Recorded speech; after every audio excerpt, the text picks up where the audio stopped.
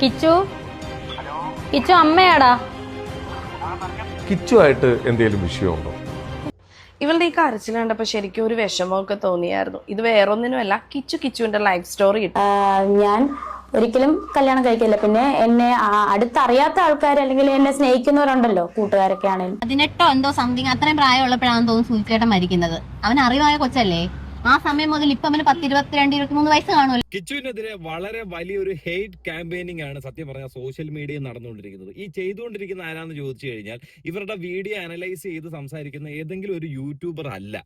കൃത്യമായിട്ട് കിച്ചുവിനെതിരെ സംസാരിച്ചിരിക്കുന്നത് അല്ലെങ്കിൽ ഇതിനെതിരെ സംസാരിച്ചുകൊണ്ടിരിക്കുന്നതും രേണുസുധിയുടെ നേതൃത്വത്തിൽ തന്നെ ആയിരിക്കാം. കാരണം പറയുന്നതെല്ലാം രേണുസുധിയുടെ കൂട്ടുകാരും കൂടെ ജീവിച്ചിട്ടുള്ളവരും സന്തത സഹചാരിയായിട്ടുള്ള വ്യക്തികളുമാണ് ഇവനെതിരെ കൂടുതലായിട്ട് പല കാര്യങ്ങളുമായിട്ട് രംഗത്തേക്ക് വന്നിരിക്കുന്നത്. അത്തരത്തിലുള്ള 2 പേരെ ഞാൻ ഈ വീഡിയോയ്ക്കകത്ത് ഇൻട്രൊഡ്യൂസ് ചെയ്യാം. അത് മാത്രമല്ല, ഈ രേണുസുധിയെ ഈ പറയുന്ന 90% സപ്പോർട്ട് ചെയ്ത് വീഡിയോ ചെയ്തിട്ടുള്ള ജനങ്ങൾ വരെ ഇപ്പം രേണുസുധിക്കെതിരെ സംസാരിക്കുന്നു. അതിനൊരു കാരണം എന്താണെന്ന് ചോദിച്ചാൽ മൾട്ടിപ്പിൾ പേഴ്സണാലിറ്റി ഡിസോർഡർ തന്നെ. നമ്മൾ കഴിഞ്ഞ വീഡിയോയിൽ പറഞ്ഞ അതേ സംരംഭം എന്താണെന്ന് വെച്ച് കഴിഞ്ഞാൽ ഒരു സൈഡിൽ കൂടെ, അതായത് കരഞ്ഞ് നിലവിളിച്ചുകൊണ്ടൊരു വീഡിയോ ഇടുന്ന രേണുസുധി തൊട്ടപ്പുറത്ത്, അതായത് എക്സ്ക്ലൂസീവിലേക്ക് നേരെ ചെന്നിട്ട് അവിടെ പ്രേക്ഷകരെ പൈസ കൊടുത്തിട്ടുള്ളവരെ സംതൃപ്തിപ്പെടുത്താനായിട്ട് ഹോട്ട് ഫോട്ടോസും ഹോട്ട് വീഡിയോസും ഒക്കെ അപ്ലോഡ് ചെയ്യാൻ കാണിക്കുന്ന ഒരു മനസ്സുണ്ടല്ലോ.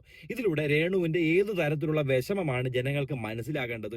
രേണു കരയുന്ന കള്ളക്കരത്തിൽ ജനങ്ങൾ വിശ്വസിക്കണമെന്നാണോ പറയുന്നത്? എനിക്ക് മനസ്സിലാവുന്നില്ല. കഴിഞ്ഞ ദിവസവും രേണുസുധിയുടെ ഒരു കടുത്ത ആരാധികയുമായിട്ട് എനിക്ക് സംസാരിക്കേണ്ടി വന്നു. സംസാരിച്ചപ്പോൾ മനസ്സിലായി, ഒരു തരത്തിലും പറയുന്ന കാര്യങ്ങൾ അക്സെപ്റ്റ് ചെയ്യാനോ കാര്യങ്ങളുടെ ഗൗരവം എന്താണെന്ന് മനസ്സിലാക്കാനോ രേണു എന്ന് എഴുതി കാണിച്ചാൽ പച്ചയാണ് അല്ലെങ്കിൽ മഞ്ഞയാണ് അല്ലെങ്കിൽ വെള്ളയാണെന്ന് മാത്രം വിശ്വസിക്കാനായിട്ട് നിൽക്കുന്ന കുറച്ചധികം കൂട്ടരുണ്ട്. ഇല്ലാന്ന് പറയാൻ കഴിയത്തില്ല. അവർക്ക് ഈ ഒരു കാര്യങ്ങൾ എന്തൊക്കെയാണെന്ന് മനസ്സിലാക്കാനായിട്ട് സാധിക്കുന്നില്ല. ഗൂഗിൾ പേ കാര്യങ്ങൾ എടുത്ത് നോക്കിയപ്പോഴത്തേന് 100, 200, 500 ട്രാൻസ്ഫർ ചെയ്ത് കൊടുത്ത കാര്യങ്ങളൊക്കെ എടുത്ത് സോഷ്യൽ മീഡിയയിലേക്ക് കാണിക്കുമ്പോൾ തന്നെ നമുക്ക് മനസ്സിലാവുമല്ലോ ഏത് തരത്തിലാണ് ഈ ഒരു കാര്യം അവർ മിസ്യൂസ് ചെയ്യുന്നുള്ളൊരു കാര്യം. ഒന്നാമത്തെ കാര്യം, മകനെ 24 മണിക്കൂറും എൻ്റെ മകൻ എന്ന് പറഞ്ഞ് വിളിക്കുന്ന രേണുവിനെ തിരിച്ച് എൻ്റെ അമ്മ എന്ന് വിളിക്കുന്ന ഒരു വീഡിയോ പോലും നമുക്ക് ഒരു സ്ഥലത്തും കാണാനായിട്ട് സാധിക്കത്തില്ല. അതിവർ തമ്മിലുള്ള അന്തർധാര എത്രത്തോളം ഉണ്ടെന്ന് നമുക്ക് മനസ്സിലാവുന്ന ഒരു കാര്യം. എന്തായാലും ഞാൻ അധികമായിട്ട് സംസാരിച്ച് കൊണ്ടുപോകുന്നില്ല. വീഡിയോ ഇഷ്ടപ്പെടുകയാണെന്നുണ്ടെങ്കിൽ ലൈക്ക് ചെയ്യുക, സബ്സ്ക്രൈബ് ചെയ്യുക. വീഡിയോ മുഴുവനായിട്ട് കണ്ടിട്ട് നിങ്ങളുടെ അഭിപ്രായം എന്തുവാണെന്ന് വ്യക്തമായിട്ട് എൻ്റെ വീഡിയോയുടെ താഴെ കമന്റ് രേഖപ്പെടുത്തേണ്ടതാണ്. ആദ്യമേ, അതായത് ഈ രേണുസുധി മകനെ ചേർത്ത് പിടിക്കുന്ന ഒരു സമയം ഉണ്ടായിരുന്നു. അതായത് രേണുസുധിന്റെ തുടക്കകാലം, ആ തുടക്കകാലത്തുള്ള രേണുസുധിയുടെ കോലവും പറഞ്ഞിട്ടുള്ള വാക്കുകൾ എന്തൊക്കെയാണെന്നും അതിന് വിപരീതമായിട്ടുള്ള കാര്യങ്ങളാണ് പുള്ളിക്കാരി ചെയ്തുകൊണ്ടിരിക്കുന്നതും ഈ വീഡിയോയ്ക്കകത്തോട് നിങ്ങൾക്ക് വ്യക്തമായിട്ട് ഞാൻ തെളിയിച്ചു തരാം. ഒന്നാമത്തെ കാര്യം, ഞാൻ ഒരിക്കലും കല്യാണം കഴിക്കില്ല. പിന്നെ എന്നെ അടുത്തറിയാത്ത ആൾക്കാർ അല്ലെങ്കിൽ എന്നെ സ്നേഹിക്കുന്നവരുണ്ടല്ലോ, കൂട്ടുകാരൊക്കെ ആണെങ്കിലും, അവര് പറഞ്ഞു തരും, നീ ചെറുപ്പമാണ്, ഇപ്പം വേണ്ട രേണു, മുന്നോട്ട് കല്യാണത്തെ പറ്റി ചിന്തിക്കണം, നല്ല ആലോചന വന്നാൽ കല്യാണം കഴിക്കണം. ഇപ്പോഴും പറഞ്ഞു തരുന്നവരുണ്ട്, ഇന്നും കൂടെ പറഞ്ഞു തരുന്നവരുണ്ട്. അപ്പം അതിനോടൊന്നും ഞാൻ കൂടുതലും ഒന്നും പ്രതികരിക്കാറില്ല, ചിരിച്ചങ്ങ് മാറും, അത്രേ ഉള്ളൂ. ഇല്ല എന്നുള്ളത് തന്നെയാണ് എൻ്റെ തീരുമാനം. അത് കടുത്ത തീരുമാനം തന്നെയാണ്, അതിനൊരു മാറ്റം ഉണ്ടാകത്തില്ല. പബ്ലിക്കായിട്ടാണ് ഞാൻ പറയുന്നത്. പബ്ലിക്കായിട്ട് തന്നെയാണ് രേണു പറയുന്നതും. ഇതേ പബ്ലിക്കായിട്ട് തന്നെയാണ് മൾട്ടിപ്പിൾ പേഴ്സണാലിറ്റി ഡിസോർഡർ അല്ലെങ്കിൽ മൾട്ടിപ്പിൾ ഫാദർ ഡിസോർഡർ എന്നൊക്കെ നമുക്ക് പറയാവുന്ന ഒരു സ്റ്റേറ്റ്മെന്റ് രേണുവിന്റെ ഭാഗത്തു നിന്ന് ഒരു മാസം മുമ്പോ അല്ലെങ്കിൽ 1.5 മാസം മുമ്പോ ഉണ്ടായിരിക്കുന്നത്. നല്ല രീതിയിലുള്ള ഒരു ബന്ധം വരുവാണെന്നുണ്ടെങ്കിൽ, എന്റെ കാര്യങ്ങൾ അക്സെപ്റ്റ് ചെയ്യുന്ന ഒരാളാണ് വരുന്നതെന്നുണ്ടെങ്കിൽ, എന്നെ അതിൻ്റെതായ ഫ്രീഡത്തിന് വിടുന്ന ഒരാളാണെന്നുണ്ടെങ്കിൽ ഞാൻ തീർച്ചയായിട്ടും അവനെ കല്യാണം കഴിക്കുമെന്ന് പറഞ്ഞൊരു കാര്യം. ഇതേ വ്യക്തി തന്നെയാണ് പറഞ്ഞിരിക്കുന്നത്, പബ്ലിക്കിന്റെ മുന്നിൽ തന്നെയാണ് പറഞ്ഞിരിക്കുന്നത്. ഇതേ വ്യക്തി തന്നെയാണ് പട്ടാളക്കാരനെ കല്യാണം കഴിക്കാൻ പോകുന്നതും ഗൾഫിൽ ഒരു മുസ്ലിം യുവാവ് ഉണ്ടെന്നൊക്കെ പറഞ്ഞുകൊണ്ട് പല രീതിയിൽ ജനങ്ങളെ മാനിപ്പുലേറ്റ് ചെയ്ത് വന്നത്. ഈ രീതിയിലുള്ള മാനിപ്പുലേഷൻ ഈ രേണു എന്ന് പറഞ്ഞ വ്യക്തി സ്വന്തം റീച്ചിന് വേണ്ടി ക്രിയേറ്റ് ചെയ്യാൻ ശ്രമിച്ചപ്പോഴാണ് കണ്ടിരുന്ന ജനങ്ങൾ രേണുവിനെതിരെ തിരിഞ്ഞതും ഇപ്പം ഈ നിൽക്കുന്ന മകൻ തന്നെ നിനക്കെതിരെ തിരിഞ്ഞ് മുന്നിലേക്ക് വന്നതും. അല്ലാതെ മകന് പൈസ കൊടുക്കാത്തതുകൊണ്ടോ മകനെ മറ്റൊരാൾ വന്നിട്ട് തലയിൽ എന്തോ കുത്തി നിറച്ച് അവനെ കറക്കി വിട്ട് മുന്നിലേക്ക് വന്നൊന്നുമല്ല. വ്യക്തമായ കാര്യങ്ങളുണ്ടതുകൊണ്ട് മാത്രമാണ് ഈ മകൻ ഉൾപ്പെടെ അല്ലെങ്കിൽ ജനങ്ങൾ ഉൾപ്പെടെ രേണുവിനെതിരെ തിരിഞ്ഞിരിക്കുന്നത്. ഈ പറയുന്ന അതേ സ്ത്രീ തന്നെയാണ് ഇപ്പൊ ഈ വാഗോണ്ട് കല്യാണത്തിന്റെ കാര്യം പറയുന്നത്. ഒരു വിധവയായ സ്ത്രീ ഒരിക്കലും വേറെ കല്യാണം കഴിക്കരുതെന്ന് അവകാശപ്പെടുന്ന ഒരാളല്ല, കല്യാണം കഴിക്കണമെന്ന് പറയുന്ന ഒരാളാണ്. പക്ഷെ ഒരു സൈഡിൽ കൂടെ നല്ല കാര്യം പറഞ്ഞിട്ട് തൊട്ടിപ്പുറത്ത് വന്നിട്ട് തന്തയില്ലായ്മ പറയുന്നത് എന്ത് തന്തയില്ലായ്മയാണ് നിങ്ങളൊന്ന് ആലോചിച്ച് നോക്കണേ. ഏതെങ്കിലും ഒരു കാര്യത്തിലും ഏതെങ്കിലും ഒരു സ്റ്റേറ്റ്മെന്റ് ഉറച്ചു നിൽക്കുക. ഇനിയിപ്പോ സ്റ്റേറ്റ്മെന്റിന് പകരം അഖിൽമാരാർ എന്ന് പറയേണ്ട ഒരു അവസ്ഥയിലേക്ക് നിങ്ങൾ കൊണ്ട് എത്തിക്കില്ല രേണു. നിങ്ങൾ രണ്ടുപേരും ഇപ്പോൾ ഒരേ ത്രാസിലെങ്ങാണ്ട് ഓടിക്കൊണ്ടിരിക്കുന്ന വ്യക്തികളാണെന്ന് നിങ്ങളുടെ ഈ നിലപാടിനെയും അല്ലെങ്കിൽ സ്റ്റേറ്റ്മെന്റിനെയും തമ്മിൽ നമുക്ക് മനസ്സിലാകുന്നുണ്ട് കേട്ടോ. രണ്ടാമത് എനിക്കത് കാണിക്കാനുള്ള മെയിൻ കാര്യം എന്താണെന്ന് ചോദിച്ചാൽ രേണുവിന്റെ ഇതേപോലെ തന്നെയുള്ള ഒരു പഴയ ഇന്റർവ്യൂ ആണ്. കിച്ചു അമ്മയാടാ. കിച്ചുവായിട്ട് എന്തെങ്കിലും വിഷയമുണ്ടോ? നമുക്കൊന്ന് വെറുതെ കിച്ചുവിനെ വിളിച്ചിട്ട്, ഇപ്പൊ എല്ലാവരുടെയും ഒരു സംശയം ഉണ്ടല്ലോ കിച്ചുവായിട്ട്. ഇപ്പൊ അൺഎക്സ്പെക്ടഡ് ആയിട്ട് നമുക്കൊരു കോൾ ചെയ്യാം. മോൻ കിച്ചു ആയിട്ട് എന്തെങ്കിലും വിഷയമുണ്ടോ? എന്തിന്? അവൻ എൻ്റെ മോനല്ലേ, അവനുമായിട്ട് എന്ത് വിഷയം? ഞങ്ങൾ തമ്മിൽ അതങ്ങ് ലയിച്ചായില്ല പറഞ്ഞ അവൻ എൻ്റെ മോനല്ലേ. ഞാൻ ഈ രീതിയിൽ ലയിച്ച് സംസാരിക്കുന്ന സുരേഷ് ഗോപിയെ മാത്രമേ കണ്ടിട്ടുള്ളൂ. അതേ രീതിയിൽ തന്നെയല്ലേ കേൾക്കുന്നവർക്ക് പെട്ടെന്ന് ഇത് മനസ്സിലാവും. ഒരു മകനോട് സ്നേഹമുള്ള ഒരു അമ്മയ്ക്ക് പറയാൻ പറ്റിയ കാര്യം, അതായത് കറക്റ്റ് പറഞ്ഞു കഴിഞ്ഞാൽ മകനെ സ്നേഹിക്കുന്ന പോലെ മാഗിക്ക് എന്നെ സ്നേഹിക്കാൻ കഴിയുമോ എന്ന് ലാലേട്ടൻ ചോദിക്കുന്ന അതേ ഒരു ഫ്ലോയിൽ ബാക്കി കേൾക്കാം. നല്ല ബോണ്ടാണ്, നല്ല രീതിയിൽ പോകുന്ന അമ്മ മകൻ. കാരണം എനിക്ക് സുചേട്ടൻ്റെ ആ ഒരു നിങ്ങൾ സംസാരിച്ചുകൊണ്ടിരിക്കുന്ന ടൈമിൽ ഒരാഴ്ച കാലഘട്ടം ഒരാഴ്ചയോളം ഞങ്ങൾ ഒരുമിച്ചുണ്ടായിട്ടുണ്ട്. ഞാൻ സുചേട്ടനായിട്ട് ഒരു വർക്കുമായി ബന്ധപ്പെട്ട് ഒരുമിച്ചുണ്ടായിട്ടുണ്ട്. അപ്പൊ അടുത്തടുത്ത റൂമിലായിരുന്നു അവര്. അന്ന് ശ്വാസിൽ ഞങ്ങൾ വേറൊരു വർക്കിന്റെ ഭാഗമായിട്ട് ഇവിടെ എഴുത്തും കാര്യങ്ങളും നടക്കുന്നു. അപ്പൊ ഞങ്ങൾ ഇടയ്ക്കിടയ്ക്ക് കാണാറുണ്ട്. അന്ന് കിച്ചു കൂടെയുണ്ട്. കിച്ചുവിന് 13 വയസ്സാണ്. അന്ന് രേണു വിളിച്ചു തുടങ്ങിയത്. അന്നാണ് സുചേട്ടനെ വിളിച്ചു തുടങ്ങിയത്. സുചേട്ടന്റെ ലൈഫിലോട്ട് വരുന്നത് സുചേട്ടനെ ആദ്യമായിട്ട് കോണ്ടാക്ട് ചെയ്യുന്നത്. നമ്മൾ സുചേട്ടൻ പറയാറുണ്ട്, ഇത് എന്റെ ഗേൾഫ്രണ്ട് ആടാ, എന്റെ വാവൂട്ടനാടാ, ഞാൻ കെട്ടാൻ പോകുന്ന കുട്ടിയാടാന്നൊക്കെ പറഞ്ഞേക്കാം. അന്ന് എനിക്കൊന്ന് കിച്ചുവിന് 13 വയസ്സേ കണ്ടുള്ളൂ. അന്ന് തൊട്ട് കിച്ചുവിനെ കുറച്ച് കാലങ്ങളായിട്ട് എനിക്കറിയാം ഭയങ്കര ഇഷ്ടമായിരുന്നു. കിച്ചു ഭയങ്കര സ്നേഹത്തോടെ അമ്മ എന്ന് പറഞ്ഞ് സംസാരിക്കും. ആദ്യം അവനാണ് എന്നെ വിളിച്ചത്. ആ കുട്ടീനെ എനിക്ക് എന്താ പറയാ, ആ ഒരു അമ്മ എന്ന് വിളിക്കുന്ന, അമ്മ എന്ന് പറയുന്ന ഒരു സത്യമുണ്ട്. എന്നെ അന്ന് എന്റെ ഋതപ്പൻ വിളിക്കുന്നതിനേക്കാൾ എന്റെ കിച്ചുവാണ് എന്നെ അമ്മ എന്ന് വിളിച്ചത് ആദ്യം. അതൊരിക്കലും എന്താ പറയാ, നമുക്കൊന്ന് വെറുതെ കിച്ചുവിനെ വിളിച്ചിട്ട് ഇപ്പൊ എല്ലാവരുടെയും ഒരു സംശയം ഉണ്ടല്ലോ കിച്ചു ആയിട്ട്. ഇപ്പൊ അൺഎക്സ്പെക്ടഡ് ആയിട്ട് നമുക്കൊരു കോൾ ചെയ്യാം, വിളിച്ചിട്ട് പറയൂ. 13ാമത്തെ വയസ്സില് കൂടെ തന്നെ കൊല്ലം സുധി എന്ന് പറഞ്ഞ വ്യക്തിയും ഉണ്ടായിരുന്നു. ആ സമയത്ത് സംസാരിച്ചിരുന്ന കാര്യങ്ങൾ തന്നെയാണോ സുധി ഇല്ലാത്തതിന് ശേഷം ഇവർ തമ്മിലുള്ള ബോണ്ടിങ്ങിൽ ഉണ്ടായത്? അവിടെ ഒരു വിള്ളലാണ് ഈ കാണാനായിട്ട് സാധിക്കുന്നത്. എടാ ഇങ്ങനെ ഒരു വെബ് സീരീസ് കിട്ടിയിട്ടുണ്ട്, അത്യാവശ്യം ഒരു മോഡേൺ വേഷമാണ് ചെയ്യുന്നത്, ഞാൻ അത് ചെയ്തോട്ടെ എന്നൊരു പെർമിഷൻ ചോദിച്ചു. എനിക്ക് അതിന് മുമ്പ് പറയണ്ട എന്തായിരിക്കും അവൻ പറയണമെന്നൊന്നും പറയാം. ജസ്റ്റ് ഒന്ന് കോൾ ചെയ്തേ, മൈക്കിനോട് ചേർത്ത് വെച്ചാൽ.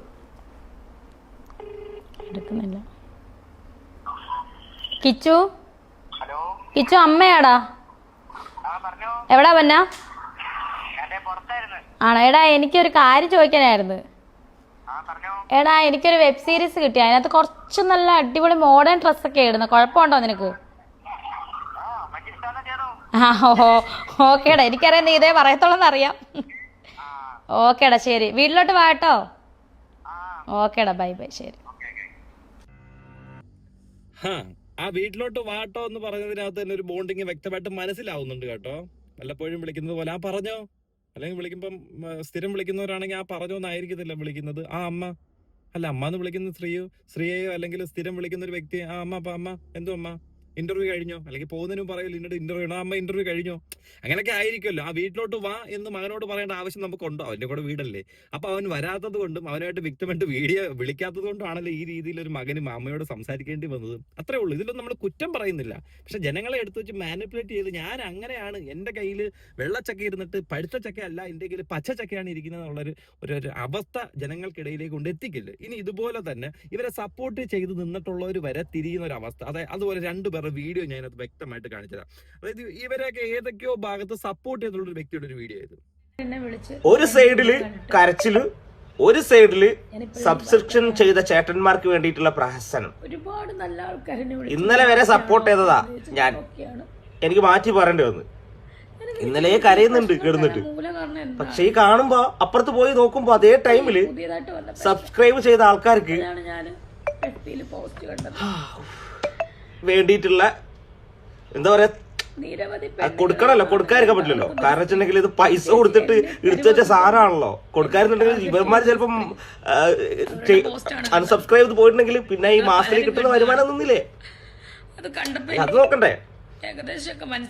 ഞാനും ആലോചിക്കുന്നു അടുത്ത ജന്മത്തിലൊരു നല്ല സബ്സ്ക്രിപ്ഷൻ ഒക്കെ കിട്ടുന്ന ഒരു ഫ്രണ്ടായി ജനിച്ചാലോ അത്. അല്ലെ സത്യമായിട്ട് എന്താ അല്ലേ, എന്താ പൈസ അല്ലേ, പൈസ ഉണ്ടായിക്കൂടെ? അങ്ങനെ പൈസ ഉണ്ടാക്കിട്ട് എന്താ അല്ലേ? ഇതുപോലെ തന്നെ സപ്പോർട്ട് ചെയ്ത് വീഡിയോ ചെയ്തിട്ടുള്ള ഒരാളുടെ വീഡിയോ ആണ് ഈ കാണുന്നത്. ഒരു ഭാഗം വരെ സപ്പോർട്ട് ചെയ്തിട്ടുള്ള ഒരാളാണ്. പക്ഷെ ഇതിൽ നിന്ന് ഇങ്ങനെ പറയാനുള്ള കാരണം എന്തുവാ? ഈ എഴുതിയേക്കുന്ന പോലെ തന്നെ രേണു സുധിയുടെ 2 ഫേസ്. ഒരു സൈഡിൽ കൂടെ കരഞ്ഞ് നിലവിളിച്ച് കരയുന്നു, തൊട്ടപ്പുറത്ത് പോയിട്ട് എക്സ്ക്ലൂസീവ് വരെ സംതൃപ്തിപ്പെടുത്തുന്ന എക്സ്ക്ലൂസിവിറ്റി ഇടുന്നു. ഒന്ന് ആലോചിച്ച് നോക്കി, ഇതിനകത്ത് എവിടെയാണ് മനോവിഷമം? ഇനി ഇനി ഇനി ഇതുമായിട്ട് ബന്ധപ്പെട്ട് രണ്ട് വാണങ്ങൾ സംസാരിക്കുന്നുണ്ട്, രണ്ട് വാണങ്ങൾ. ഈ വാണങ്ങൾ പോയിരുന്ന് സംസാരിക്കുമ്പോഴത്തേനും ഇവരുടെ ഈ സ്വഭാവം തമ്മിൽ എന്ത് ബന്ധമാണ് നിങ്ങളൊന്ന് ആലോചിച്ച് നോക്കണം. ലഹരി ഉപയോഗിക്കുന്നു, അല്ലെങ്കിൽ അവന്റെ ഫ്രണ്ട്സിന്റെ കൂടെ അടിച്ചു പൊളിച്ച് നടക്കണം. അവന്റെ ഈ ചെറിയ പ്രായത്തിൽ അതിനുള്ള എമൗണ്ട് അവന്റെ കൈ കാണില്ല. കൂടുതൽ എവിടെ നിന്ന് കിട്ടും? ഞാൻ ചോദിക്കുമ്പോ എന്തിനാണ് ഒരു 21 വയസ്സായ ആൾക്ക് ഇത്രത്തോളം ക്യാഷ് എന്തിനാണ്? ഞാൻ അത് ചോദിച്ചിട്ടുണ്ട് പ്രശ്നമായിട്ടുള്ളത്. ചേച്ചി എന്തിനാണ് ഇത്രയും ഒരു കുട്ടിക്ക് ഇത്രയും വലിയ എമൗണ്ട് ഇട്ട് കൊടുക്കുന്നത്? ആ ഫുഡ് കഴിക്കാനായിരിക്കും, അത് ഓക്കെ, അതിനൊക്കെ ഒരു ലിമിറ്റ് ഉണ്ട്. നമ്മൾ അച്ഛനമ്മ ഇനിയിപ്പോ 2ാം അമ്മയും 3ാം അമ്മയും 4ാം അമ്മ ആയാലും കുഴപ്പമില്ല. നമ്മൾ ഒരു കുട്ടീനെ വളർത്തുമ്പോൾ ആ കുട്ടിക്ക് നമുക്ക് ഒരു എല്ലാത്തിനും ഒരു പരിധി വേണം. ജാസി, നിന്റെ വീട്ടുകാർ നിനക്കൊരു പരിധി വെച്ചിരുന്നുവെങ്കിൽ ചിലപ്പോ നീ ആണിൽ നിന്നും പെൺവേഷം കിട്ടി ഇവിടെ നിൽക്കേണ്ട അവസ്ഥ നിനക്ക് ഉണ്ടാവത്തില്ലായിരുന്നു. നീ ഒന്ന് ആലോചിച്ച് നോക്കണം. പറയുന്നതിന് മുമ്പ് നീ എത്രത്തോളം നല്ല കാര്യങ്ങളാ ചെയ്യുന്നതെന്ന്. നീ ഒരു പെണ്ണിനെ കല്യാണം കഴിച്ചിട്ട് ആ പെണ്ണിന്റെ ജീവൻ നശിപ്പിച്ചിട്ട് നീ വന്ന് പെൺവേഷം കെട്ടിയിരിക്കുന്നവനാണ് നീ. എന്നിട്ട് നീ കിടന്നിട്ട് ഇതുമാതിരി അലമ്പ് പരിപാടി കാണിക്കില്ല. ഡിവോഴ്സ് ആവുന്നതിനെയും ജീവിതത്തിൽ എല്ലാവരും ഡിവോഴ്സ് ആവും, സെപ്പറേറ്റഡ് ആവും, കാര്യങ്ങളൊക്കെ ആവും. നീ പക്ഷേ നിന്റെ ഐഡന്റിറ്റിയെ മറച്ചു വെച്ചുകൊണ്ട് ഒരു പെണ്ണെ ചതിക്കുന്ന പരിപാടിയല്ലേ നീ കാണിച്ചു കൂട്ടിയത്. അവിടെ ആണായിട്ട് വേഷം കെട്ടി കല്യാണം കഴിച്ചിട്ട് തൊട്ടിപ്പുറത്ത് വന്നിട്ട് നീ വന്ന് ചുരിദാർ ഇട്ടുകൊണ്ട് താണ്ട മുട്ട അടിച്ചൊരു മുട്ടയുടെ കൂടെ വന്നിരുന്നു. അവളാണെങ്കിൽ എനിക്കറിയാൻ വയ്യ. ഇവരൊക്കെ ഇത്ര വലിയ നന്മ പറയാനായിട്ട് എന്ത് നന്മയാ ഇവിടെ ചെയ്ത്, എന്ത് നന്മ മരങ്ങളായിട്ട് നിന്നെന്നും നമുക്ക് മനസ്സിലാകത്തില്ല. ഇതുപോലെ തന്നെ അടുത്ത വീഡിയോ ഒന്ന് കണ്ടു നോക്കാം. അവരുടെ 18 എന്തോ സംതിങ് അത്രയും പ്രായമുള്ളപ്പോഴാണെന്ന് തോന്നുന്നു സൂചിച്ചേട്ടൻ മരിക്കുന്നത്. അവൻ അറിവായ കൊച്ചല്ലേ? ആ സമയം മുതൽ ഇപ്പൊ അവന് 10, 22, 23 വയസ്സ് കാണുമല്ലോ, എനിക്ക് കറക്റ്റ് അറിയത്തില്ല. അപ്പൊ ഈ ഇത്രയും പ്രായം ഇപ്പോഴാണ് അവന് തോന്നിയത് അവൻ ട്രോമയിലായിരുന്നു, അങ്ങനെയായിരുന്നു, ഈ അമ്മ വന്നോണ്ട് ഇങ്ങനെയായി, അങ്ങനെയായി, ആ അമ്മ വന്നോണ്ട് ഇങ്ങനെയായി, അങ്ങനെയായി, ഇപ്പോഴാണോ തോന്നിയത്? അവനും ഒന്ന് ചിന്തിക്കേണ്ട ഒരു കാര്യമുണ്ട്. സമൂഹത്തിലോട്ട് അവന്റെ 3ാം അമ്മയാണ്. എല്ലാരും നമ്മൾ കേട്ടിട്ടുള്ള എല്ലായിടത്തും 2ാം അമ്മ അങ്ങനെ ചെയ്തു, ഇങ്ങനെ ചെയ്തു, മറ്റേത് ചെയ്തു. ഇത് അങ്ങനൊന്നും ചെയ്തില്ലല്ലോ. ഇനിയിപ്പോ അങ്ങനെ കൂടെ ചെയ്യണമായിരുന്നില്ലേ? ഇനി ഓരോന്നും തോന്നാനായിട്ട് ഓരോ സമയമുണ്ട് ദാസ എന്ന് പറയുന്നത് പോലെ. തൊട്ട് ഇടത് സൈഡിലോട്ട് നീ ഒന്ന് തിരിഞ്ഞിട്ട് നിന്റെ കൂടെ ഇരിക്കുന്ന ജാസി എന്ന് പറയുന്ന അവനോട് ചോദിക്കണം, എടാ നിന്റെ ഐഡന്റിറ്റി, നിനക്കൊരു കല്യാണം കഴിച്ച് ഡിവോഴ്സ് ആയി സെപ്പറേറ്റ് ആയി നീ അങ്ങ് ദുബായി പോയപ്പോഴാണ് നിനക്ക് മനസ്സിലായത്. നിനക്ക് ആദ്യമേ അറിയത്തില്ലായിരുന്നടാ, പിന്നെ നീ എന്തിനാടാ ഒരു പെണ്ണിന്റെ ജീവൻ തകർക്കാനായിട്ട് നീ ഒരു പെണ്ണിനെ കയറി കല്യാണം കഴിച്ചെന്ന് ചോദിക്കണം.